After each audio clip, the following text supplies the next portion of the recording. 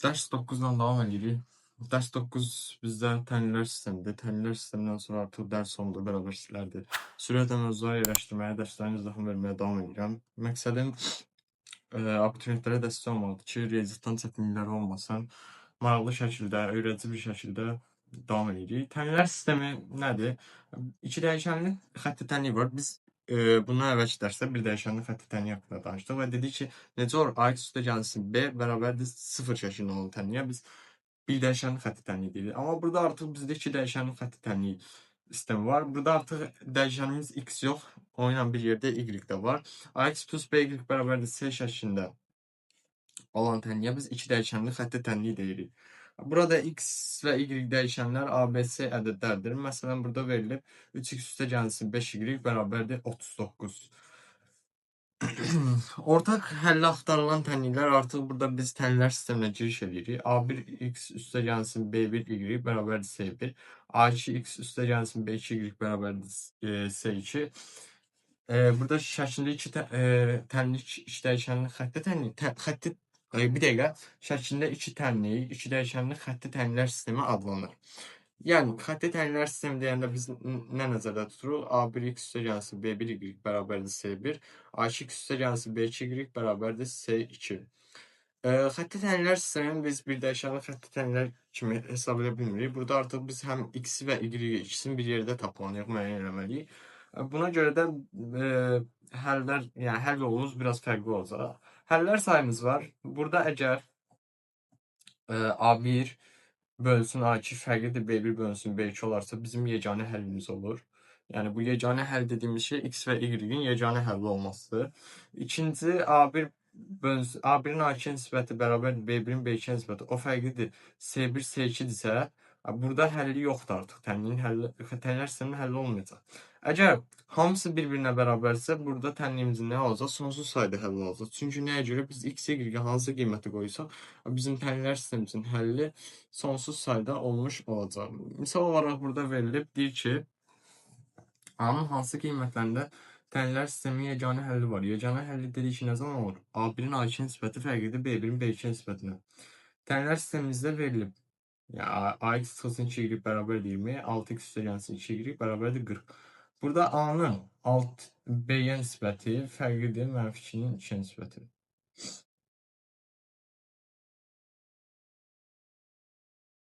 Burada B yox və burada 6 olmalıdır. Bu yenə şeydə səhv gedib çatda. Burada A-nın 6-ya nisbəti fərqli olmalıdır -2-nin 2-yə nisbətindən. Bunlar gedəcək A fərqli olmalı nə ilə? -6-dan. A -6-dan fərqli olanda bizim həllər çoxluğumuz -sonsuzluq -6 birləşir 6 müsbət sonsuzluq. B və C-nin hansı qiymətlərində deyir ki, tənliklər sisteminin sonsuz sayda həlli var. Sonsuz sayda həlli olması üçün üçüncü şərtimiz nə idi? Hamısının nisbəti bir-birinə bərabər olmalıdır. Yazırıq. Sistemimiz belədir ki, x üstə gəlsin 5y bərabərdir C, 6x çıxılsın by bərabərdir 36. 2-nin 6-ya nisbəti bərabərdir 5-in -b-yə nisbəti, o da bərabərdir C-nin nəyə nisbətinə? 36-ya nisbətinə bərabərdir. Burada normal qaydada hesablasaq, -2b bərabərdir 30, b bərabərdir -15, 6c bərabərdir 72, c də bərabərdir nəyə? 12-yə. Yəni, gördüyünüz kimi çətin deyil.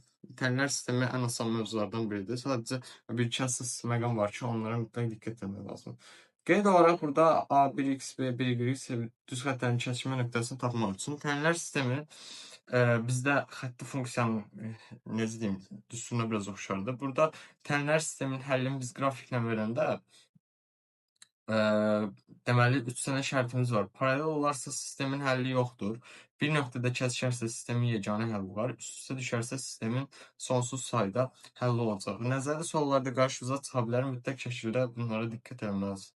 Dedik ki, 3 dənə qaydamız var. Bu 3 şərtlərdə paralel olarsa sistemin həlli yoxdur. Bir nöqtədə kəsişirsə sistemin yeganə həlli var. Üst-üstə düşərsə sistemin sonsuz sayda həlli olacaq.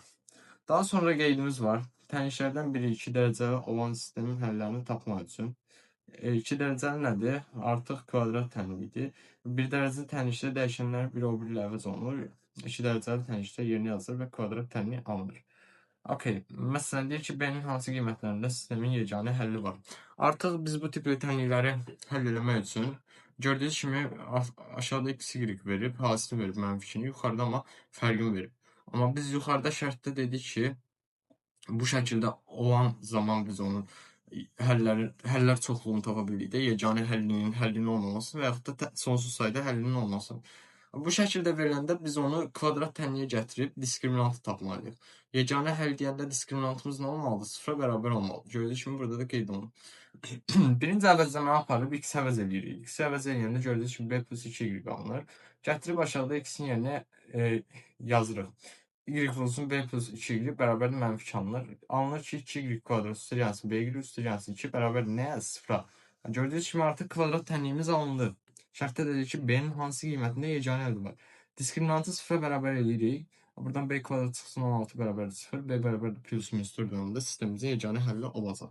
Topluda qarşınıza bunlar çox çıxacaq, mütləq diqqət edilməlisiniz. Bu şəkildə olarsa, o dəqiqə abituriyentlər belə biraz qəribə olur ki, mənə bu yol öyrədilib ki, əmsalların nisbəti bərabər vaxtı fərqli olması üçün həllər çox qoyulur. Amma bu şəkildə verilərsə mütləq onu kvadrat tənliyə gətirib diskriminant şəklində həll etmək lazımdır.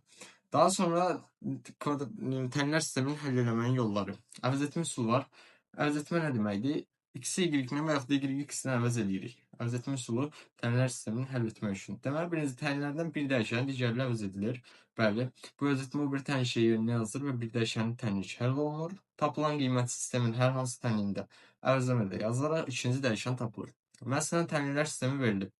Deyir ki, y üstə gəlsə 2x 11, 5x çıxsın 4y 8-dir.